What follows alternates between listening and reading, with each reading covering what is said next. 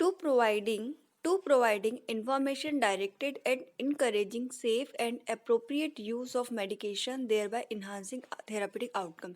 हमारी patient counselling करने का एक मेन गोल ये है कि हमें डायरेक्ट इंफॉर्मेशन प्रोवाइड करनी है पेशेंट को, उसको अप्रोप्रिएट और सेफ ड्रग के लिए, मेडिकेशन के लिए उसका कैसे यूज़ करना है, अप्रोप्रिएट यूज़ के लिए उनको इनकरेज करना है, जिससे यदि इनकरेज हुआ सेफ एंड अप्रोप्रिएट मेडिकेशन को यूज़ करने के लिए, तो हमारे थेरापेटिक आउटकम्स भी इन्हांस होंगे। तो मेन गोल है हमारे पेशेंट काउंसलिंग का कि हमको थेरापेटिक आउटकम जो है उन्हें इन्हांस करना है। Objective of patient counselling, first one is patient should recognise the importance of medication for his well-being, ठीक है। A working relationship and a foundation for continuous interaction and consultation should be established. Patient understanding of strategies to deal with medication should be improved, should ensure better patient compliance. Patient become are informed, efficient, and active participant in disease treatment and self-care management. The pharmacist should be pre-received as a professional who offer pharmaceutical care.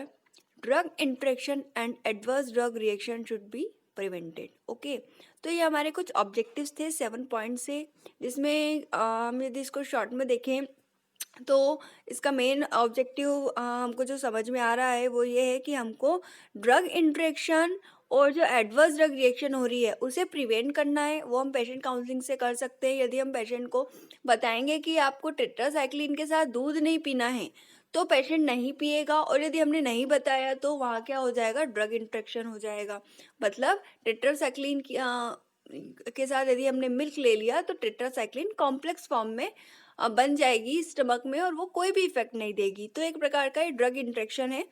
और drug adverse drug reactions जो होते हैं उसके बारे में भी हम यदि काउंसिल में बता देंगे तो वो भी प्रिवेंटेड हो सकते हैं। जो भी पेशेंट्स होता है उसको हमको इन्फॉर्म करना होता है, सारे उसकी जितने भी डिसीज ट्रीटमेंट और जो भी उसका सेल्फ केयर मैनेजमेंट होता है उसे उसे पूरा बताना होता है। तो ये सारे ऑब्जेक्टिव्स हैं जो हमने देखे हैं। अब देखते हैं हम काउंसलिंग प्रोसेस। काउंसलिंग प्रोसेस किस किस फॉर्म में हो सकती है।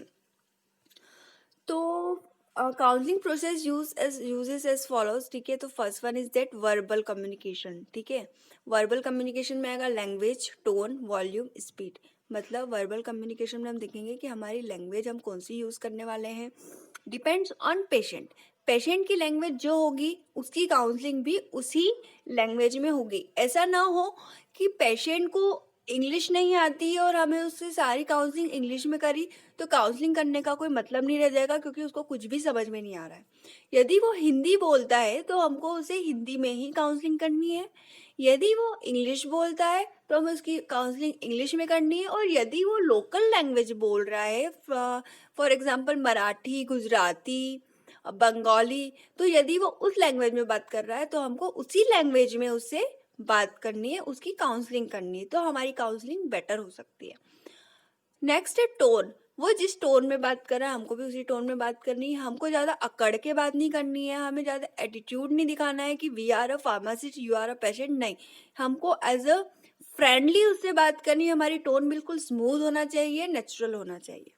वॉल्यूम हमको इतना रखना है कि उसको सुनाई दे, और इतना भी नहीं रखना है कि उसके कान दर्द करने लग जाए। तो हमारी जो टोन है वो हमको नॉर्मल रखनी है, जिससे पेशेंट को सुना जाए और आसपास के जो भी दूसरे पेशेंट्स बैठे हुए हैं या दूसरे फार्मासिस्ट हैं उनको कोई डिस्टरबेंस ना हो। स्पीड, हमको हमारी स्पीड जो है कम्युनिकेशन में नॉर्मल रखनी है। बहुत ज़्यादा धीरे भी नहीं बोलना है जिससे वो बोर हो जाए, और बहुत ज़्यादा फास्ट भी नहीं बोलना है जिससे उसको कुछ समझ में ही ना आए। नेक्स्ट है नॉन वर्बल कम्युनिकेशन। इसमें आएगा proximity, eye contact and facial expression.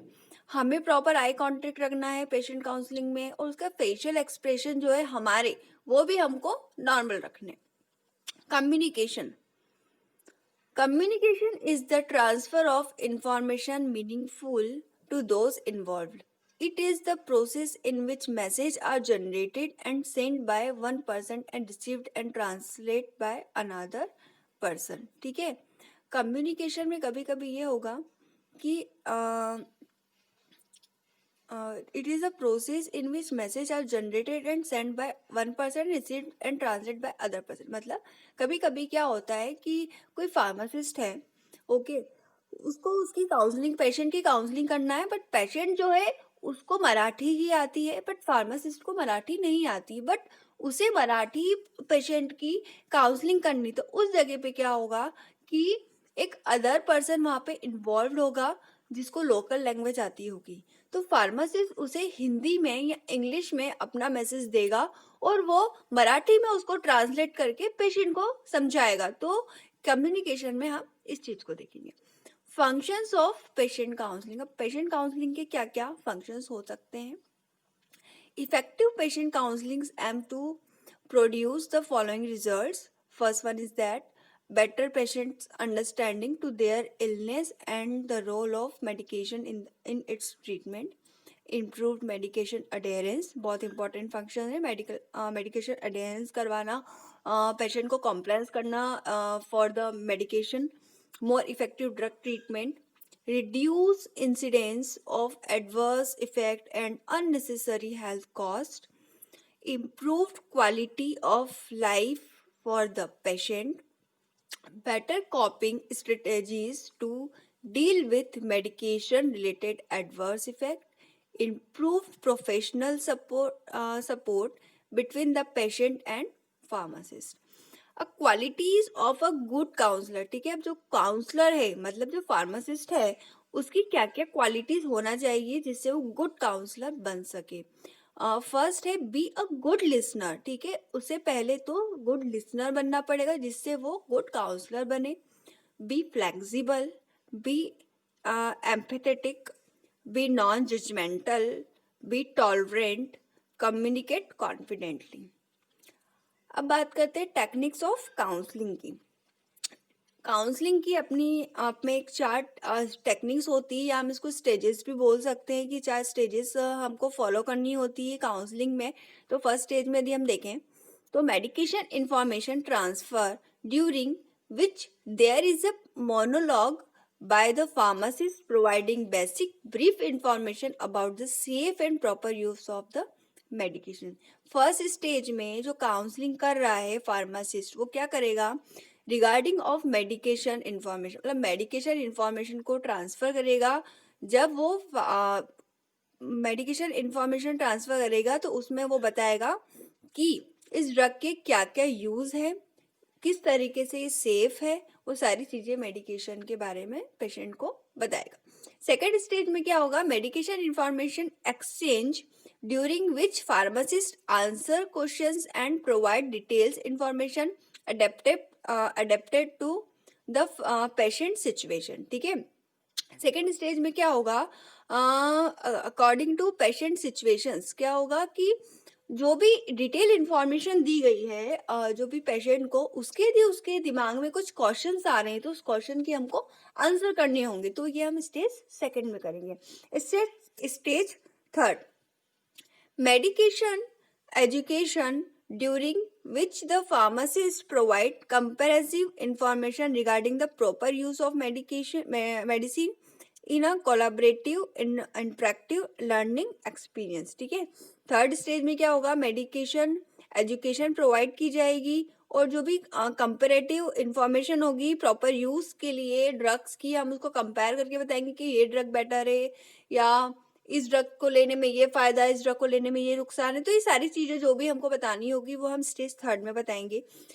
Stage four, medication counseling, during which the pharmacist and patient have detailed discussion intending to give the patient guidance that enhance problem solving skill and assist with proper management of medical condition and effective use of medication.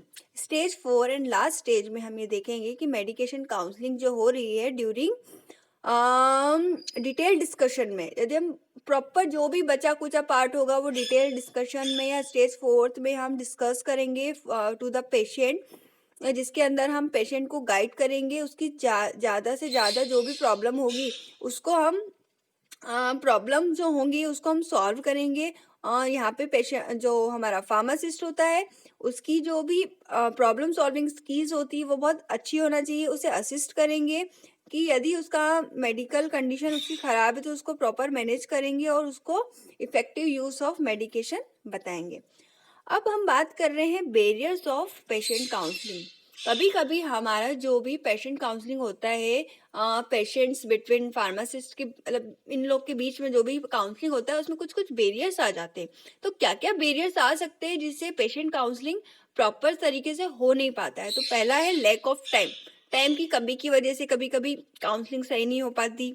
Lack of knowledge about drugs and patient history. यदि pharmacist को उस drug के बारे में ही नहीं पता है और पेशेंट की हिस्ट्री नहीं पता है तो वहाँ पर भी हमारा पेशेंट काउंसलिंग प्रॉपर तरीके से हो नहीं पाता। Lack of confidence, poor communication skills, language barriers, ये बहुत बड़ा बैरियर है। Lack of awareness by the patient and the need for counselling and its availability. Physical barriers, economic consideration and poor patient perception of the pharmacist. Administrative barriers, negative attitude, poor patient perception of the pharmacist. तो आज हमने बात करी है patient counselling के बारे में, हमने इसकी पूरी डिटेल देख ली है। पेशेंट काउंसलिंग में हमको केवल इतना ही पढ़ना है, इससे ज़्यादा एग्जाम में नहीं पूछा जाता। Thank you.